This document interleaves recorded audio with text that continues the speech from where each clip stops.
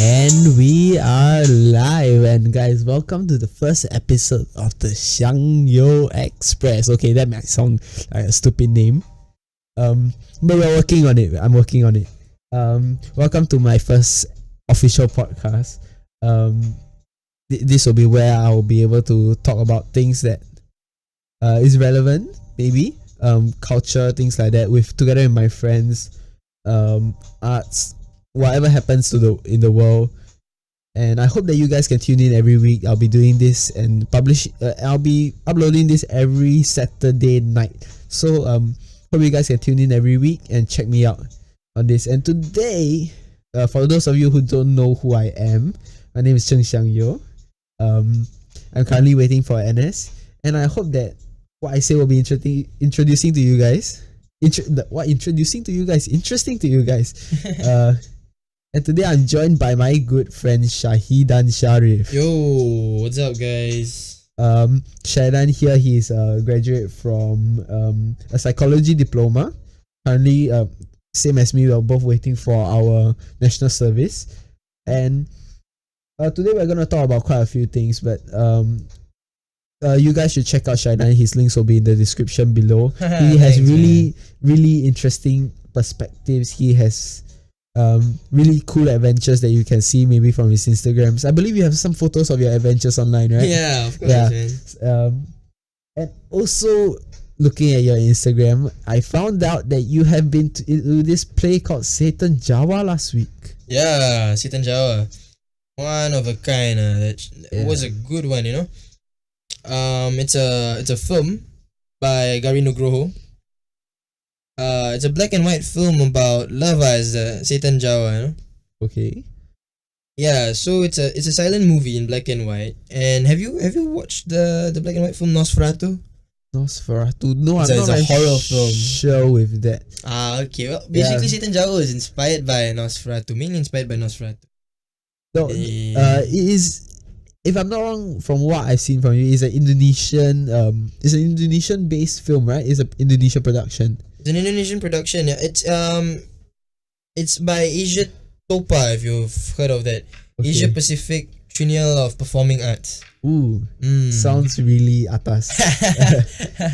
But this is quite interesting. Normally, when you associate with Indonesian performing arts, you think about like maybe silat, food, man. Their vocal ensembles, their food, and also if you talk about their drama, their plays, you talk about their shadow puppets. Right? Yeah, shadow puppetry, definitely. Right. So, is this in any way similar to shadow puppetry?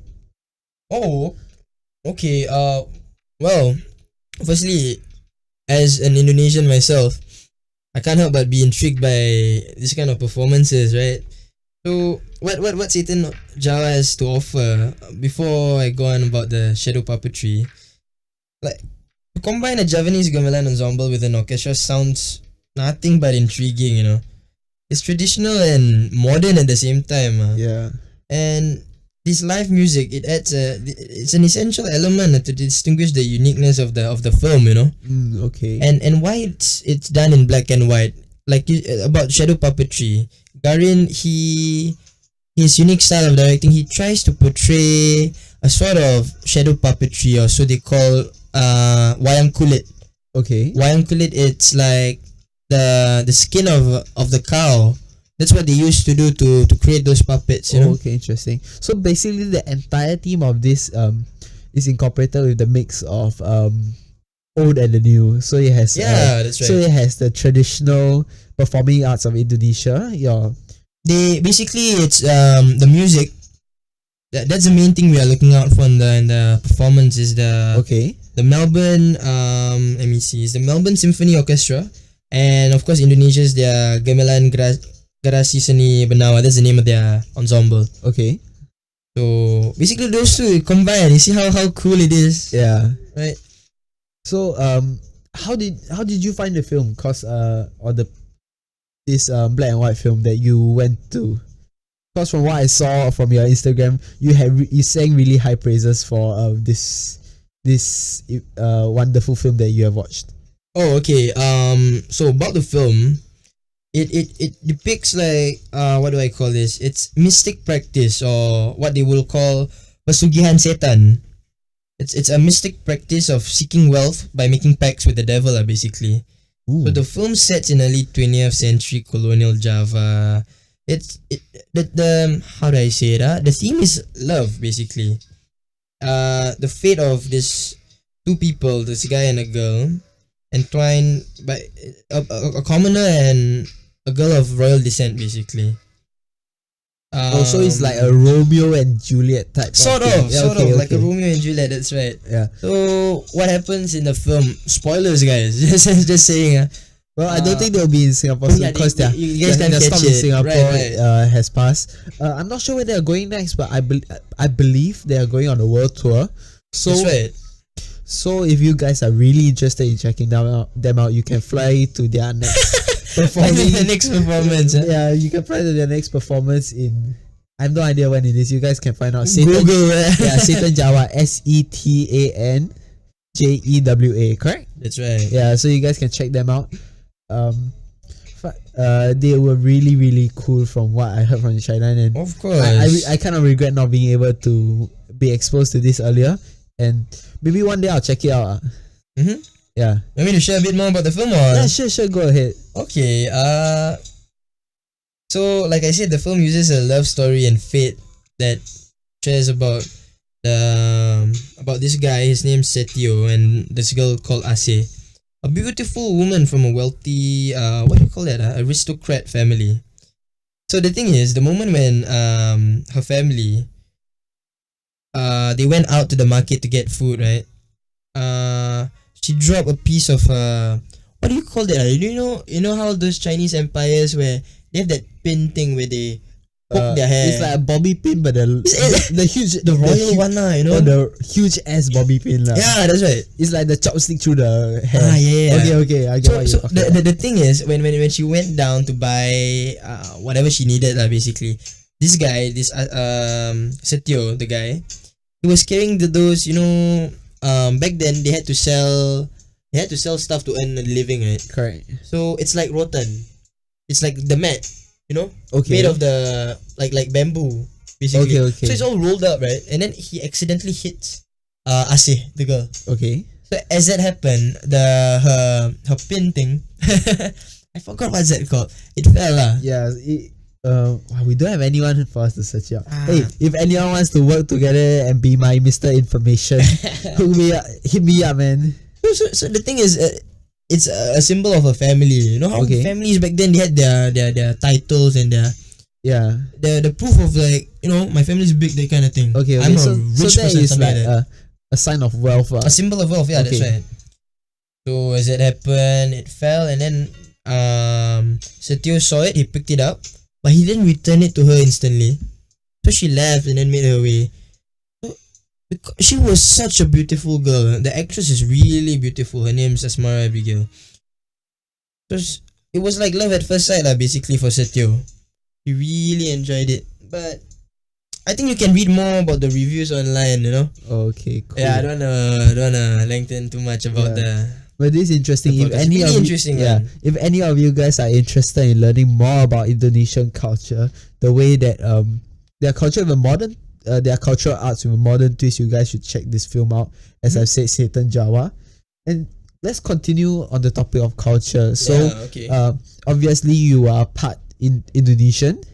So I'm part Singaporean and also part Malaysian. And I'm part Singaporean and part Taiwanese. So given our backgrounds in multiple countries, I think it'll be interesting if we talk about the difference in culture and the difference in Our the views, in the lifestyle in both countries. Okay. Yeah. Well, first of all, when people ask me, so where are you from? Or, like, what are you? I say I'm born in Indonesia. Okay. My dad's Malaysian, so I have a Malaysian passport, Okay. and I live in Singapore. So what does that make me? Makes me confused. Yeah. That's what it makes me. I tell you. You are Singapore in a person. Everything added up together. I'm so confused, conflicted. I don't know what to follow. Yeah, but I guess you are like the most typical Singaporean, where you come from multiple backgrounds, Typical Singaporean. I mean, like you are the essence of Singapore. You see, we have so many different cultures, and you are just all these cultures mixed together into one person. Oh wow! I think that's really interesting. Yeah. Like you were saying about culture, right? So there's definitely a big difference between culture in Singapore, Malaysia, and Indonesia. For sure. Singapore. And what comes to your mind when you think of Singapore? For me, it's Roja. You know what about you? Roja. Roja, right? Probably also fast paced. Oh yeah. Yeah, fast-paced. our lifestyles are really fast paced. Singapore's a first world country is the hub of Asia. You know. Yeah, true. It's basically business oriented and whatnot. Yeah, because we don't have any natural resources, right? Like the only thing we have is people. People in fact also not really that much manpower. They have to hire foreign workers and whatnot. But that is the only thing we have, like a reasonable amount of it. What I think Singapore has is a good geographical location. It's just strategically it's true, right? Yeah, it's true. But apart from that, honestly, what culture does Singapore have? What do you think? I want to ask you. I think a mixed culture, but I think the essence of Singapore is that we have this this fast-paced lifestyle, this very competitive nature in our society, and very education and good education system, business-based country where we all most of us go on and live and carry on with typical jobs, I guess, business jobs, things like that. Boy, yeah, we don't have much life of a Singaporean. Yeah, but we don't have much avenues for, I think, Singapore entertainment. Any of you guys Singaporean who say your life is interesting, please hit me up. I want to know what you guys do. Please, I'm damn bored, I tell you. Waiting for NS, nothing to do, you know. Where do you guys go? What do you guys do for fun? Please tell me. True. Write in the comments below. Leave us places in Singapore we can visit. Please not be in the East. We are sick of the East. So because true. Compared to Singapore, you have background in Taiwan, right? Correct. I bet there's lots of things to do. Right? Yeah, sure. Because the country is so much bigger. It's bigger. You can go and visit so many places. Like one of my favorite things to do in Taiwan is I'll take a train trip down to another city, and then I'll explore the city. Trip? Yeah. As in the electric train or the locomotive? No, like the locomotive the old trains. school, Yeah, the steam old school engine. train. Yeah. Like shit, man. Like proper 2-3 hour train rides down. Sure. Then I'll go and explore the landscape, explore the city. They got good views, right? Yeah, it's really beautiful. About those other countries like Taiwan, Indonesia.